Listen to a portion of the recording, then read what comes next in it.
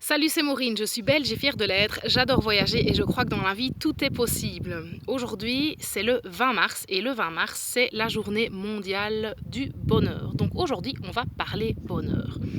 C'est quand même une belle occasion de faire une vidéo. J'avais pensé d'abord vous demander qu'est-ce qui vous rend heureux, j'avais pensé vous dire ce que moi, ce qui me rendait heureuse.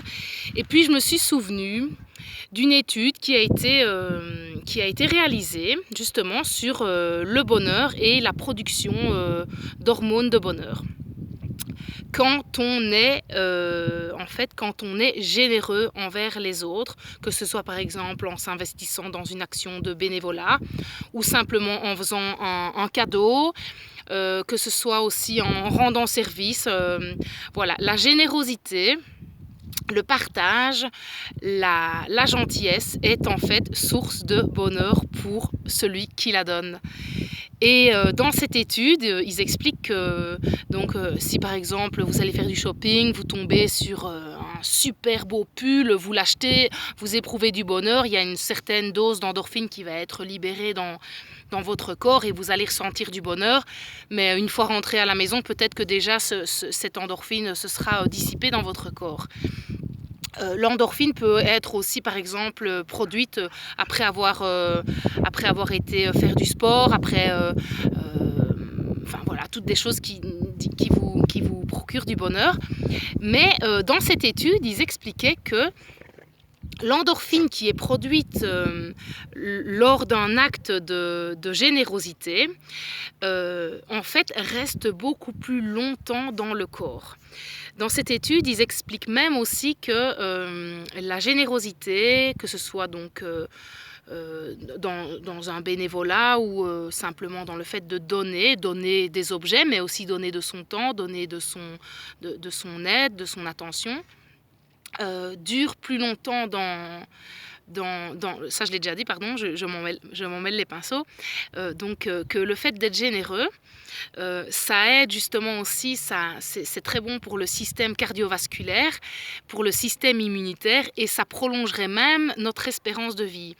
Et d'un côté, ça me paraît logique que le fait d'être généreux et bienveillant et de donner aux autres soit bon pour le système cardiovasculaire parce que quand on donne avec son cœur, évidemment, parce que si on donne à contre-cœur, ça ne va pas vous produire des endorphines, ça va plutôt vous produire de l'énervement ou peut-être de la frustration.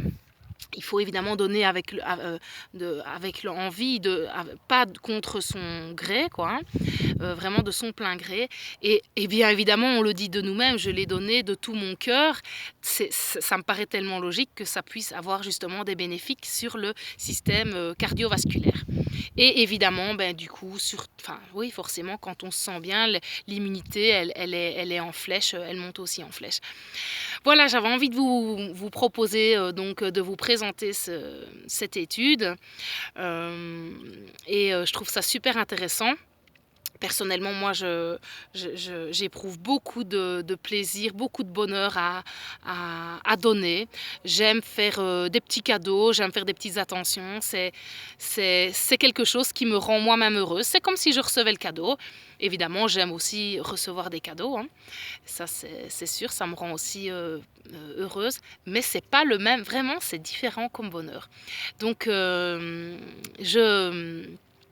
me souviens que la première fois que j'avais entendu parler de cette étude, la personne qui en parlait mettait au défi son public de faire un cadeau à une personne qu'on ne connaît pas, mais qu'on fréquente de façon régulière. Donc imaginons que tous les matins vous croisez toujours plus ou moins la même personne, que ce soit dans le bus ou à la salle de sport je ne vais pas dire au restaurant parce que pour le moment ça risque d'être difficile.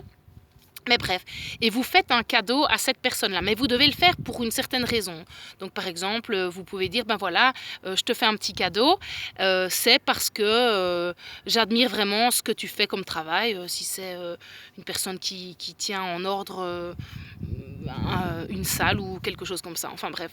Voilà, donc je vous mets au défi aujourd'hui pour cette journée du bonheur de faire un cadeau à une personne que vous ne connaissez pas, mais que vous connaissez de vue, on va dire. Mais maintenant, vous pouvez tout simplement faire un cadeau à une personne que vous ne connaissez pas. Ça peut être simplement un compliment, hein. Vous n'êtes pas obligé d'aller acheter un objet et l'emballer, hein. Un cadeau, ça peut être un compliment, ça peut être simplement un coup de main aussi, un service, voilà. Et voilà. Et soyez un peu attentif à ce que ça va vous procurer dans votre cœur et dans votre corps. Voilà, en tout cas, je vous souhaite plein de bonheur et pratiquez donc la générosité au maximum de votre vie par des petites actions, par des petites attentions. Et vous verrez que en procurant du bonheur aux autres, eh ben, vous l'aurez en retour de façon immédiate pour vous. Je vous souhaite une merveilleuse journée internationale du bonheur. Salut, salut!